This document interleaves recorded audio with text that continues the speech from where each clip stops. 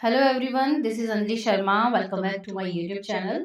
आज हम बात करेंगे फैक्टर अफेक्टिंग दी फोटोसिंथेसिस।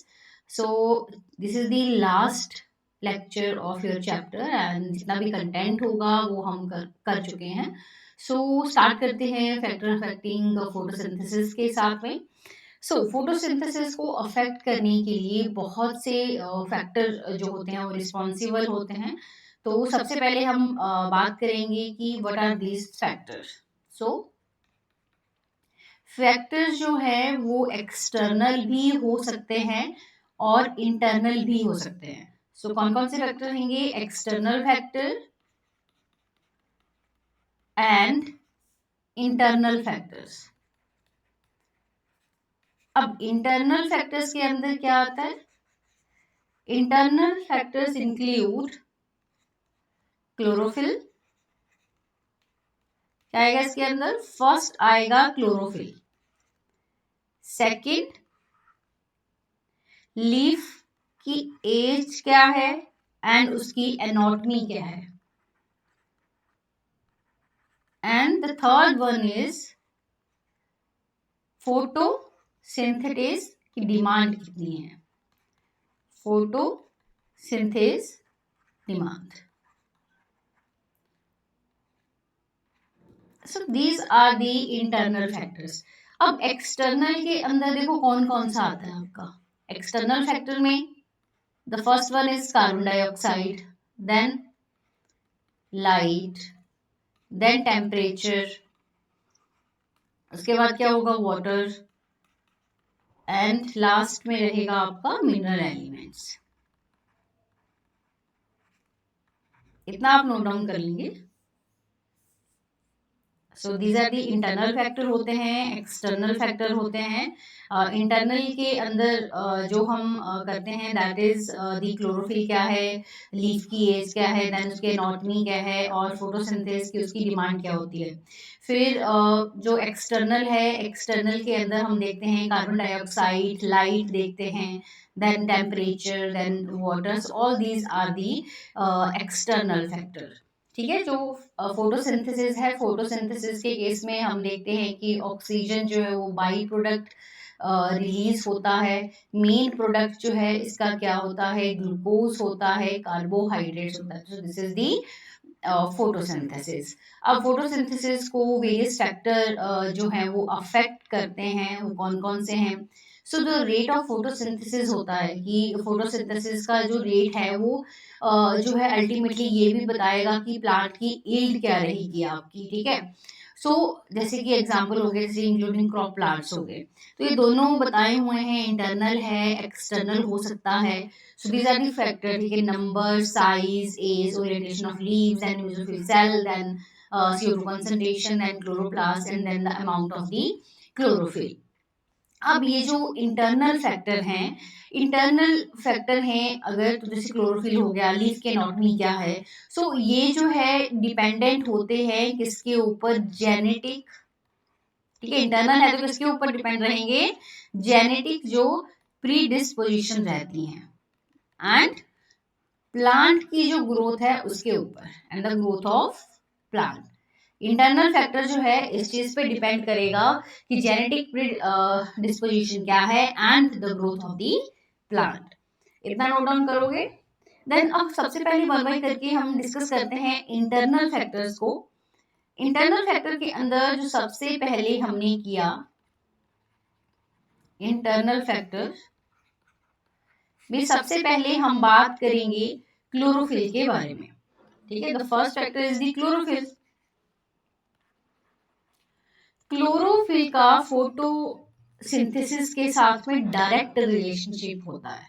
ठीक है। इसका जो है हमें डायरेक्ट रिलेशनशिप जो है वो देखने को मिलता है किसके साथ में?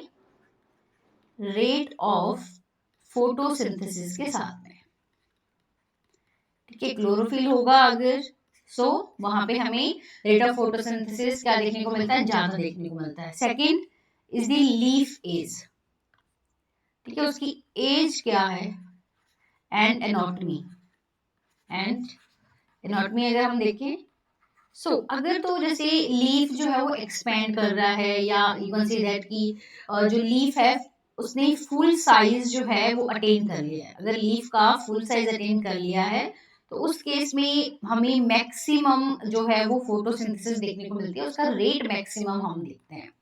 सेकंड क्या होगा कि अगर लीफ जो है वो एज्ड है, क्या है, एज है, उसकी एजिंग हो चुकी है। तो अगर एजिंग हो चुकी है तो उस केस में क्या होता है कि जो क्लोरोप्लास्ट है, क्लोरोप्लास्ट का जो फंक्शन है वो क्या हो जाता है, वो डिक्लाइन हो जाता है। ठीक है, बूढ़ा हो गया है तो उसका फंक्शन भी क्या करेगा, डिक्लाइन कर जाएगा। तो अगर ये चीज डिक्लाइन होती है तो फोटोसिंथेटिक जो रेट होता है वो भी क्या करेगा, डिक्रीज करेगा। वो क्या करेगा, डिक्रीज करेगा। इतना क्लियर होगा। नाउ द नेक्स्ट इज कि जो फोटोसिंथेटिक रेट है, इसके अलावा अगर हम बात करें तो हमने अभी पीछे भी डिस्कस किया कि ये जो है नंबर, साइज, स्टोमेटा डिस्ट्रीब्यूशन के ऊपर भी डिपेंड करता है। So rate of photosynthesis, it is influenced by, number one, किससे इन्फ्लुएंस होता है, नंबर से, स्ट्रक्चर से इन्फ्लुएंस होगा। देन स्ट्रोमेटा का डिस्ट्रीब्यूशन कैसा है। स्ट्रोमेटा का काम क्या होता है, गैसेस एक्सचेंज करना, यहीं से तो कार्बन डाइऑक्साइड आएगा, ऑक्सीजन बाहर निकलेगा। फिर साइज क्या है, उसके अलावा डिस्ट्रीब्यूशन ऑफ इंटरसेलुलर स्पेसिस क्या है, फिर कि जो पैलिसेड है उसकी पोजीशन, उसका प्रपोर्शन क्या है। ठीक है, पैलिसेड क्या होते हैं आपके, मेसोफिल हैं। मेसोफिल दो टाइप के होते हैं, पैलिसेड होते हैं, स्पॉन्जी होते हैं। So what is the relative proportion, कितना है पैलिसेड का, स्पॉन्जी, मेसोफिल सेल का। क्लियर। फिर उसके थर्ड फैक्टर जो आता है दैट इज की क्यूटिकल की थिकनेस क्या है, क्यूटिकल की थिकनेस क्या होती है। क्लियर हो गया इतना। अब जैसे कि अगर कोई प्लांट है वो ग्रो कर रहा है as compare to the mature one, ठीक है, अगर मैच्योर हो गया तो हमने वैसे भी देखा कि क्लोरोप्लास्ट का फंक्शन कम हो जाता है। अगर तो कोई रैपिडली ग्रोन प्लांट है, मतलब अभी वो ग्रो कर रहा है, यंग है, तो वहां पे हम देखते हैं फोटोसिंथेटिक रेट ज्यादा होता है as compare to, as compare to mature one, as compare to mature one. Clear हो गया इतना। अब the next is the last factor जो हमने किया था that is the demand of photosynthesis. इस केस में हम देखेंगे कि जैसे फॉर एग्जांपल कोई मैच्योर प्लांट है तो उस केस में जैसे अगर पुअर मेरिस्टेमेटिक एक्टिविटी होती है, ठीक है, पुअर क्या रहेगी, मेरिस्टेमेटिक एक्टिविटी अगर होती है, उस केस में डिमांड जो होती है फोटोसिंथेसिस की वो क्या हो जाती है, कम हो जाती है। डिमांड क्या होगी, पुअर एक्टिविटी है तो ऑब्वियसली डिमांड जो है वो क्या रहेगी, लोअर ही रहेगी। अगर डिमांड कम होगी है तो ऑटोमेटिकली जो फोटोसिंथेटिक का रेट है वो भी क्या कर जाएगा, डिक्लाइन कर जाएगा। क्या कर जाएगा, डिक्लाइन कर जाएगा। फर्स्ट क्लोरोफिल बोला था, सेकंड हमने लीफ बोला था, थर्ड में हमने पुअर मेरिस्टेमेटिक एक्टिविटी देखा। ये सारे के सारे क्या होते हैं, these are the internal factor. क्या है आपका, these are the internal factor. Clear हो गया इतना। एक्सटर्नल में तो हमने देखा ही अभी कि कौन कौन से रहते हैं, कार्बन डाइऑक्साइड है, then carbon dioxide, then water, then temperature, then the mineral elements, all these are the external one. Next हम जो करने वाले हैं that is the external factor. So अभी हमने किया इंटरनल फैक्टर्स क्या होते हैं। So the next one is the external factor. हम वन बाय वन करके जो है हम डिस्कस करते हैं। एक्सटर्नल फैक्टर में जो सबसे पहले हम देखेंगे that is the law of limiting factor क्या होता है। What is the law of limiting factor. इसको देखते हैं। What is the limiting factor, देखो नाम ही बता रहा है, लिमिटिंग फैक्टर एक ऐसा फैक्टर जो कम होगा। ठीक है, लिमिटिंग फैक्टर क्या होता है, जैसे फॉर एग्जांपल हम बात कर रहे हैं फोटोसिंथेसिस की। फोटोसिंथेसिस जो है एक प्रोसेस है, ठीक है। इट इज़ एन प्रोसेस है आपका, जहाँ पे हम देखते हैं कि ऑक्सीजन बाय प्रोडक्ट की तरह बनता है और खाने की प्रोडक्शन होती है। तो एक प्रोसेस है and it is influenced by various factor. ठीक है, अफेक्टेड बाय वेरियस फैक्टर हम देखते हैं। इंटरनल देखा हमने, एक्सटर्नल देखा कि दोनों हो सकते हैं जो अफेक्ट करेंगे फोटोसिंथेसिस को। अब ये जो फैक्टर, जैसे फॉर एग्जांपल यहाँ पे मैं कोई 3 फैक्टर ले लेती हूँ जो इंपॉर्टेंट होते हैं। तो व्हाट आर दिस?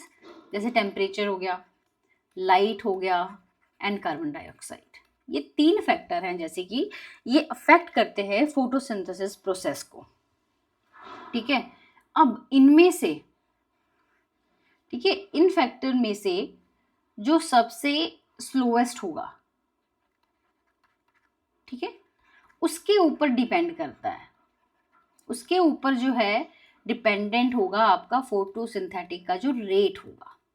जैसे एग्जांपल के लिए ये तीनों चीजें हैं, इनमें से कोई वन फैक्टर अगर हम कंसीडर करें जो है वो कम है, लिमिटिंग है, बट अदर्स जो हैं आपके ऑप्टिमम है।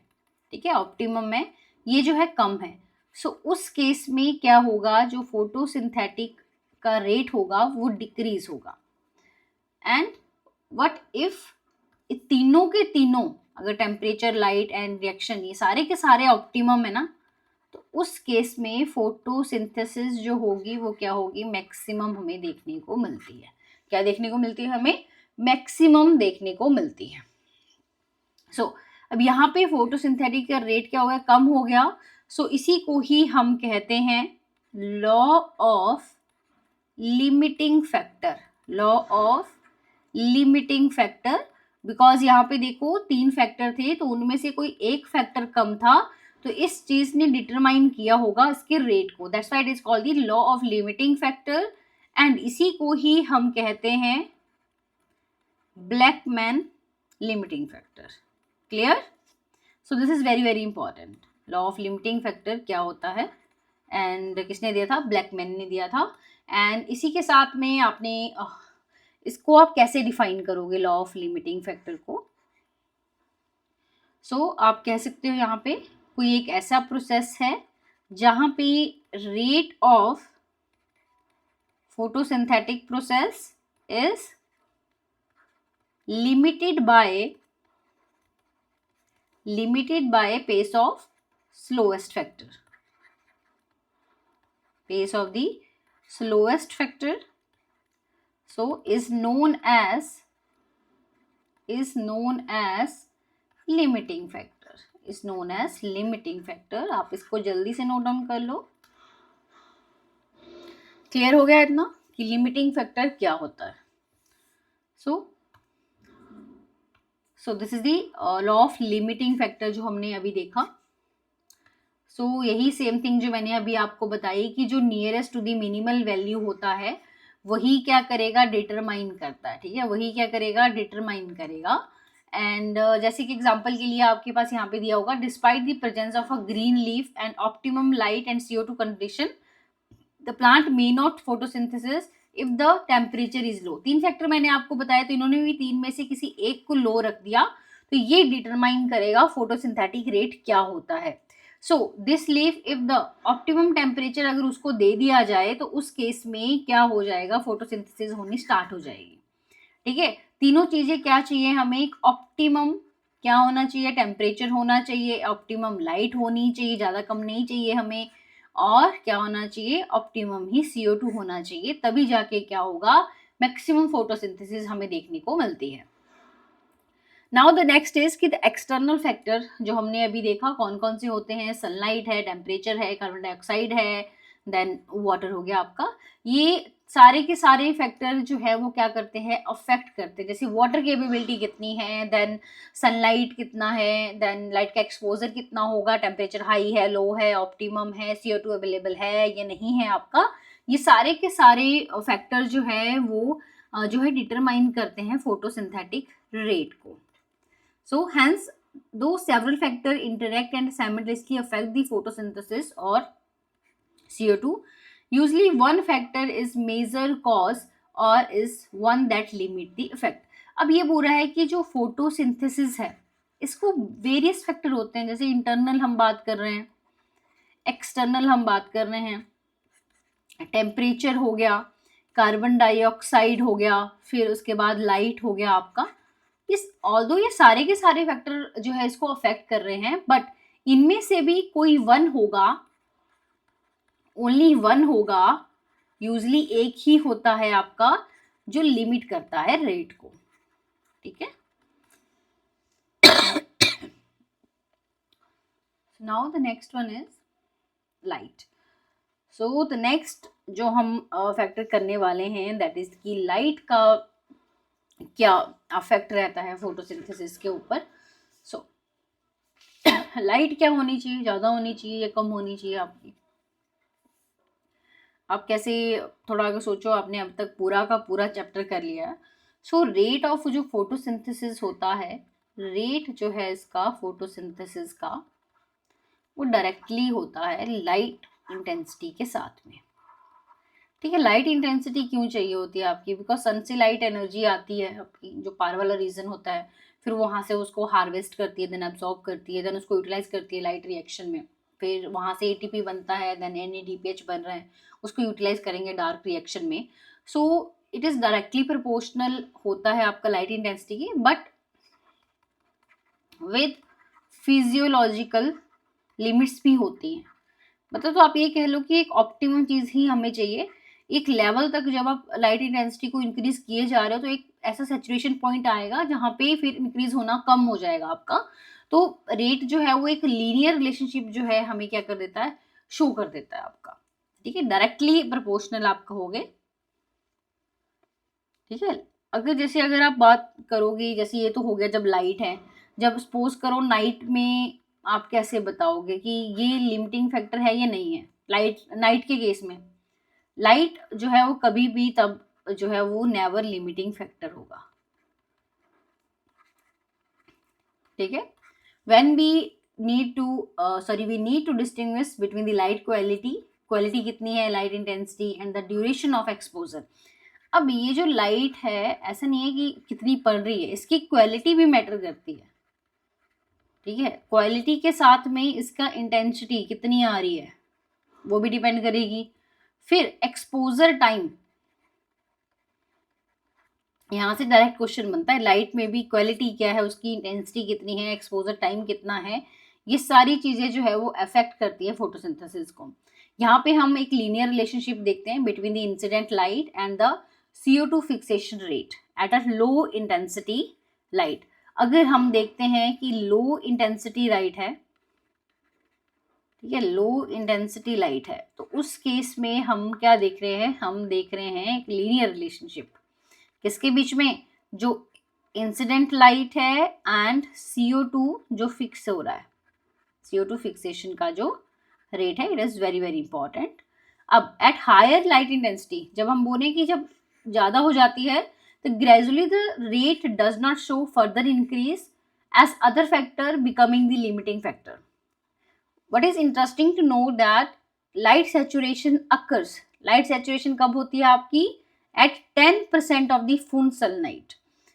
10% of जब फुल सनलाइट होता है तब लाइट क्या हो जाती है, सेचुरेट हो जाती है।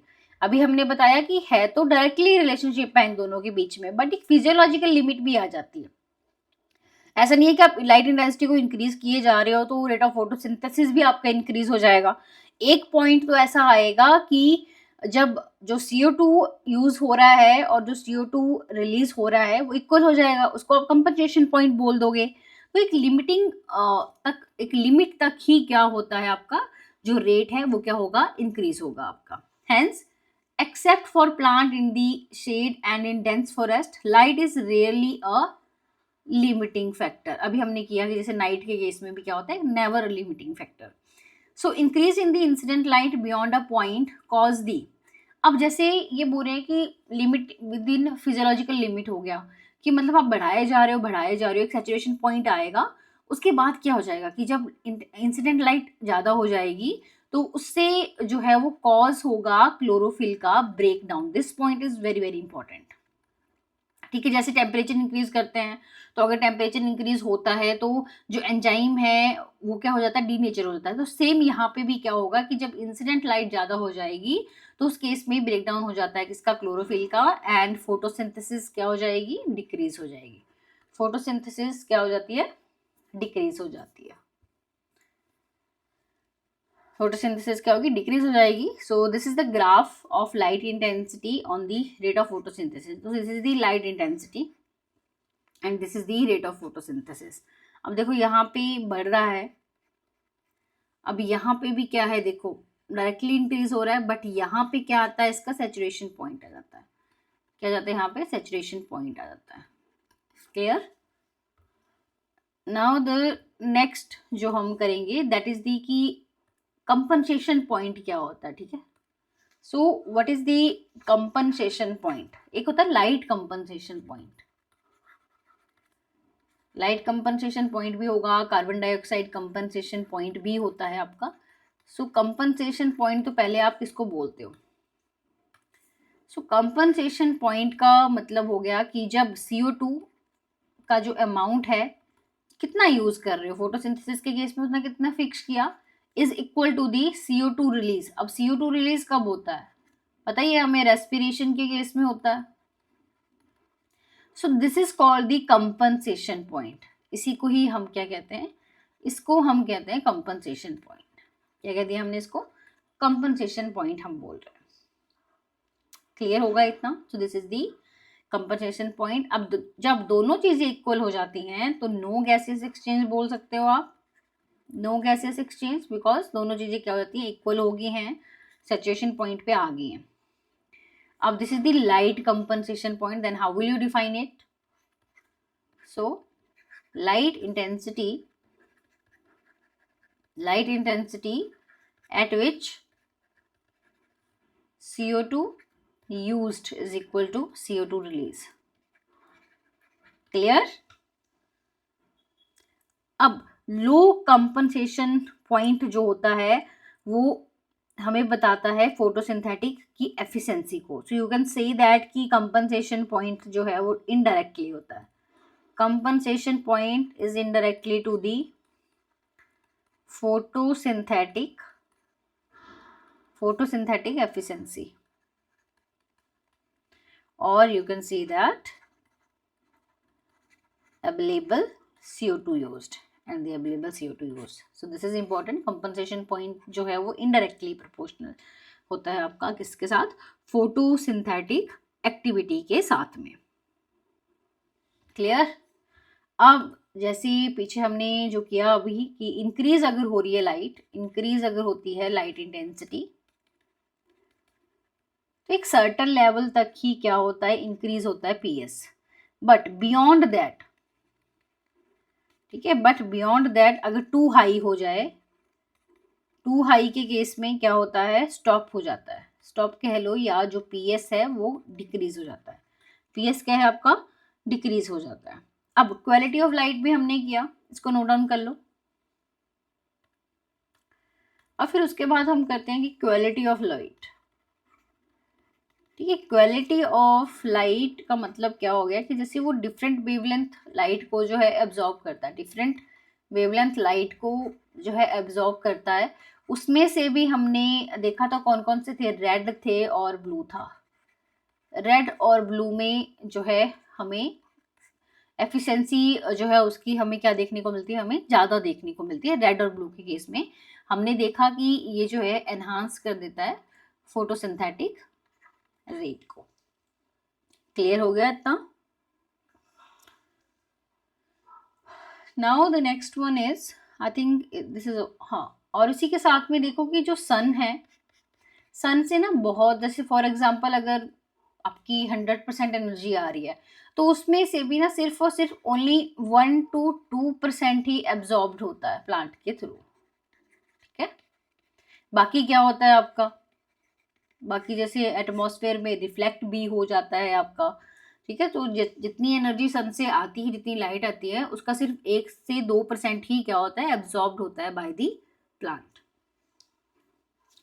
This is all. Now the next is the carbon dioxide concentration. ठीक है, ये हमने कर लिया। सो this is the carbon dioxide concentration. अब कार्बन डाइऑक्साइड क्या है आपका, देखो रॉ मटेरियल है एक, सो this is the raw material. CO2 क्या होता है, रॉ मटेरियल होता है, ये हमें चाहिए होता है किसके लिए, फोटोसिंथेसिस के लिए, it is an raw material. So that's why ये क्या होता है आपका, it is an major limiting factor. ठीक है, मेजर लिमिटिंग फैक्टर है आपका किसका, फोटोसिंथेसिस का। So the concentration of CO2 is very low in the atmosphere. Atmosphere में, एटमॉस्फेयर से ही आएगा ना CO2, इसकी जो कंसंट्रेशन है दैट इज वेरी लो। किसकी, CO2 की कितनी है, 0.03 to 0.04%. So increase in concentration up to 0.05% can cause the increase in the CO2 fixation. अगर सपोज करो 0.04 से 0.05 भी हो जाता है ना, तो उस केस में CO2 फिक्सेशन जो है आपकी इंक्रीज हो जाती है। बियॉन्ड इस लेवल के, देखो बियॉन्ड हर चीज का, अगर टू मच है तो उस केस में क्या होगा, उसका डैमेजिंग इफेक्ट ही हमें देखने को मिलेगा। तो हमें क्या चाहिए, ऑप्टिमम चाहिए होता है, हमें क्या चाहिए, हमें ऑप्टिमम चाहिए होता है। अब जो हमने प्लांट्स देखे, हमने देखा कि C3 प्लांट्स हैं, देन C4 प्लांट है। C3 में और C4 इन दोनों के केस में ही ये जो है वो डिफरेंट तरीके से जो है ये रिस्पॉन्ड करते हैं CO2 लेवल को। ठीक है, डिफरेंट तरीके से रिस्पॉन्स करेंगे, कैसे करेंगे, जैसे जहाँ पे लो लाइट कंडीशन है, ठीक है, अगर जहाँ पे लो लाइट कंडीशन है तो वहां पे नाइदर ग्रुप कौन सा, C3 हो चाहे C4 हो, respond to high CO2 concentration. तो ऐसा नहीं है कि एक फैक्टर लिमिटिंग बोल दिया, दूसरे को आपने ऑप्टिमम कर लिया तो चल जाएगा, ऐसा नहीं है। सारी चीजें क्या होनी चाहिए, ऑप्टिमम होनी चाहिए। जैसे यहाँ पे लो लाइट कंडीशन है, तो लो लाइट कंडीशन में ऐसा देखा गया है कि चाहे C3 है चाहे C4 है, ये रिस्पॉन्ड नहीं करते हैं किसको,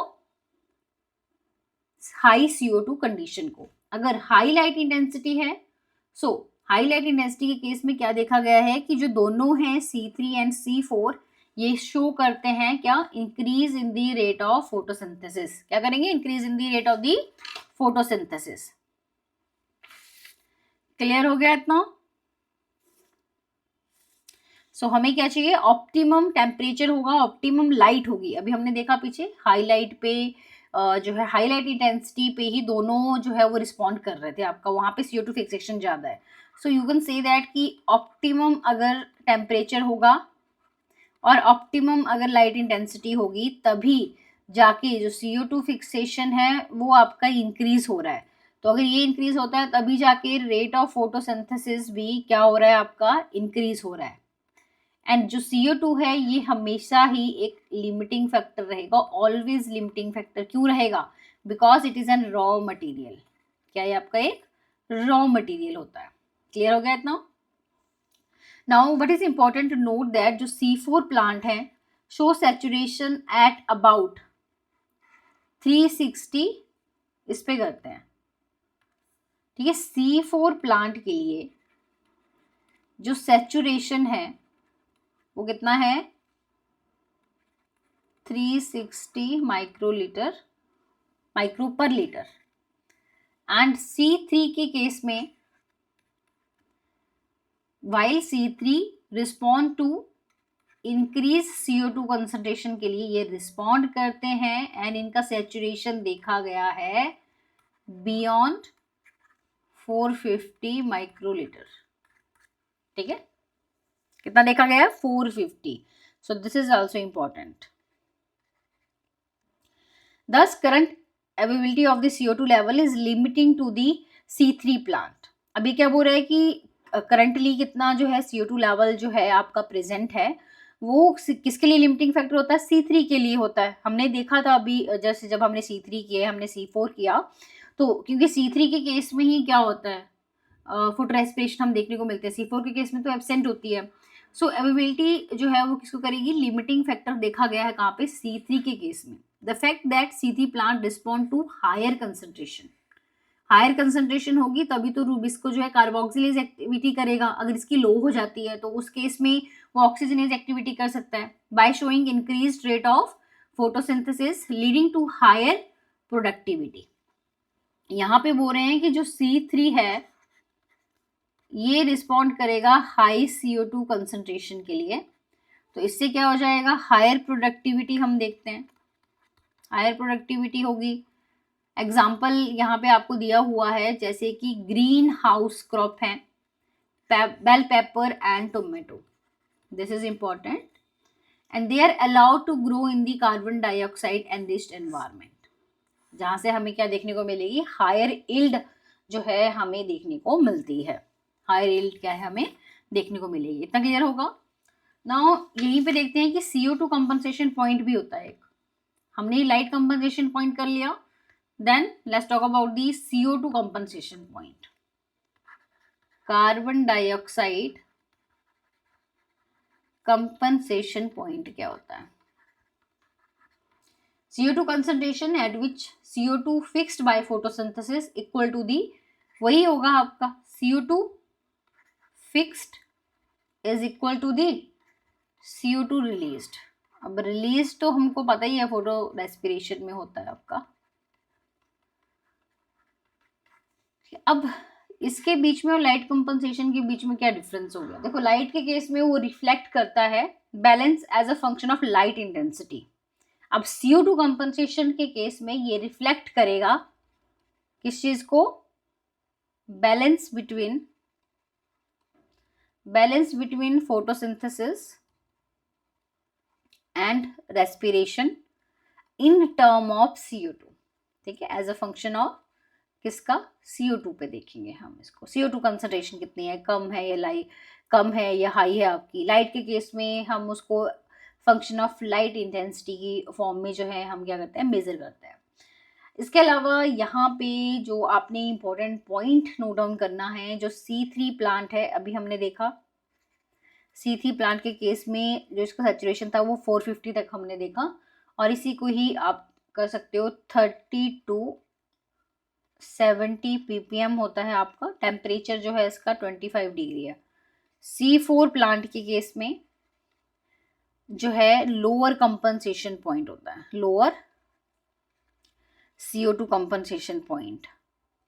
क्यों होगा ऐसा, मतलब कम कंपनसेशन पॉइंट हमें यहाँ पे क्यों देखने को मिलता है, that is less than 10 ppm, that is less than 10 ppm। बताओ C4 में ऐसा क्या होता है डिफरेंट चीज जो आप करते हो, यहाँ पे होता है बिकॉज CO2 कंसंट्रेटिंग मैकेनिज्म हमने देखा था C4 साइकिल में, so this is the reason.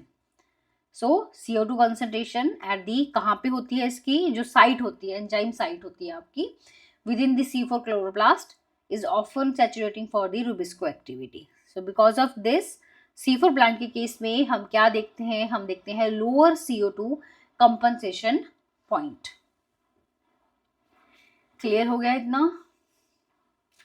Now the next important point is about the temperature. So let's talk about the temperature. So temperature के केस में अभी हमने देखा ऑप्टिमम टेम्परेचर होना चाहिए, क्या होना चाहिए,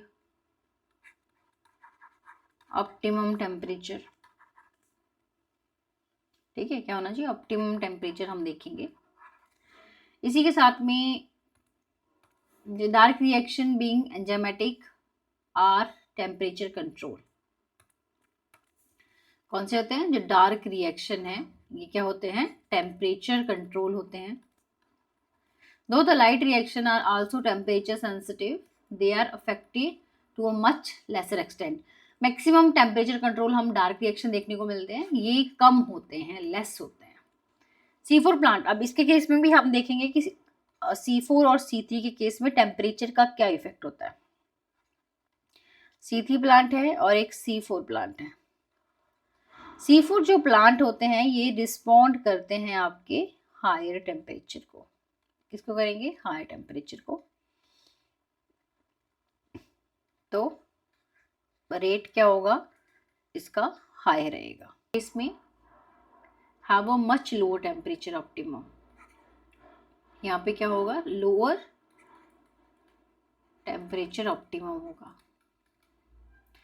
सो temperature optimum for photosynthesis of different plant are depend upon the habitat, ठीक है, हैबिटेट के ऊपर भी क्या करता है ये डिपेंड होता है।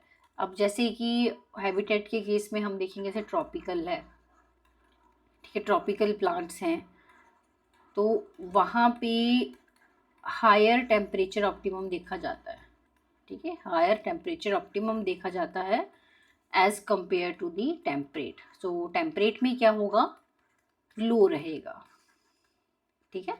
हायर कहाँ पे देखते हो आप, हायर आप देखोगे ट्रॉपिकल प्लांट्स के केस में। क्लियर हो गया इतना। नाउ द नेक्स्ट इज की टेम्परेचर आप देख लो इसका कि इन C4 प्लांट, जैसे हमने देखा कि ये हायर टेम्परेचर को ज़्यादा रिस्पॉन्ड कर रहे हैं, यहाँ पे ड्यू टू कंसनट्रेटिंग मैकेनिज्म आपका प्रेजेंट होता है। सो C4 प्लांट के केस में क्या देखते हैं हम, ठीक है, जो C4 प्लांट्स हैं, यहाँ पे हम देखते हैं CO2 कंसंट्रेटिंग मैकेनिज्म देख रहे हैं। तो इसकी वजह से क्या होता है कि जो फोटो रेस्पिरेशन है वो एब्सेंट होती है या लो होती है आपकी, एंड जो क्वांटम यील्ड है और जो यील्ड होगी, इट डज नॉट